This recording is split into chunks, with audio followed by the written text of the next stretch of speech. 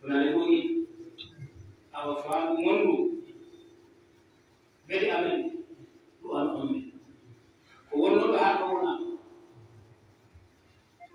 ila kowono ne asikono alura kowono musida kowono ana koya waya mentali kono demba ini wako kowono hapa Tuhan memelihara buat kalian ini. Apa yang biru? Mengkaran diri mengkaran. Ini adalah uji bukti boleh mana? Kalau uji bukti walahan menjual betul menjual siapa?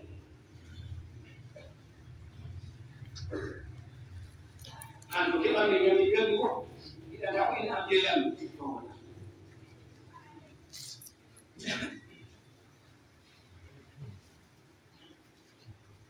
Aku perlu yang makin awalnya. Lalu orang mana buat itu? Oh, politik lagi. Beda apa? Jadi beda. Beda anu lebih anu. Binyata dia tak anu mah. Untuk ini saya tengok dia. Binyata dia tak anu. Kalau bukti. Dia boleh. Yang kami adalah ini gaul ala itu bukan kemudian itu apa kemudian ada apa itu dia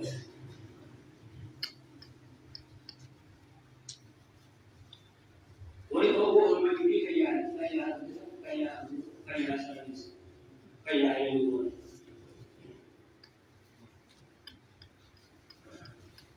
boleh Allah yang boleh apa kita itu kemudian ini kami mandi. Jadi kalau dia menjalan mandi mereka berbuat. Memang berbuat. Jadi kalau dia menjalan mandi mereka berbuat.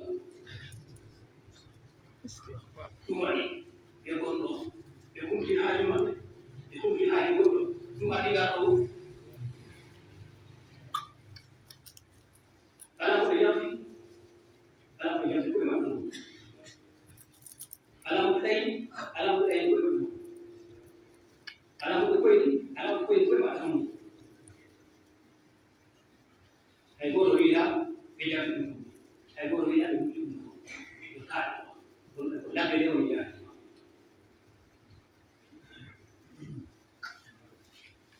ini mana balik mari kuliah ini nongol itu toh kalau itu alam ini awal itu baru saya wala mende yende men himbiya na nasi wala mo to wala me yende men nundiya wala mo to wala me yende men jambiya wala ne sila ta ko yi ko ko ala ni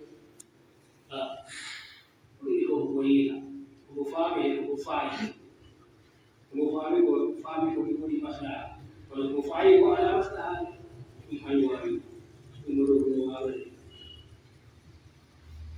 ko ini no na ko ko kira ko ka ali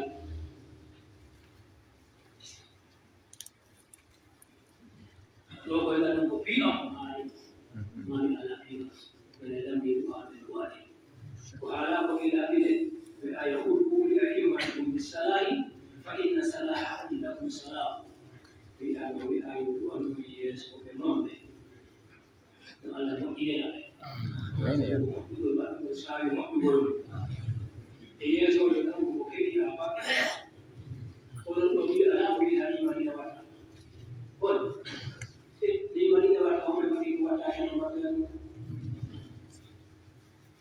ini mari wa ko me mara ni wa ko me mari أو يأتي بالصلاة إن الصلاة لا تصلى إلى على فيهم ويوم فاضل من على فيهم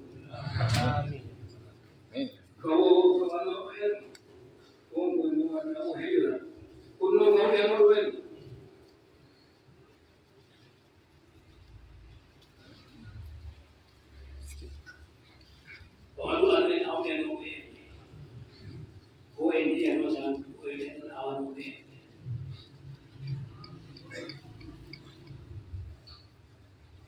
ثم الإجراء من يدور وهي أم القرى نعم هو ما قوي ونيا أيه تبي أم القرى ونيا أمي وأنا أبي أم القرى وأنا وأنا aku akan saya melakukan salah selain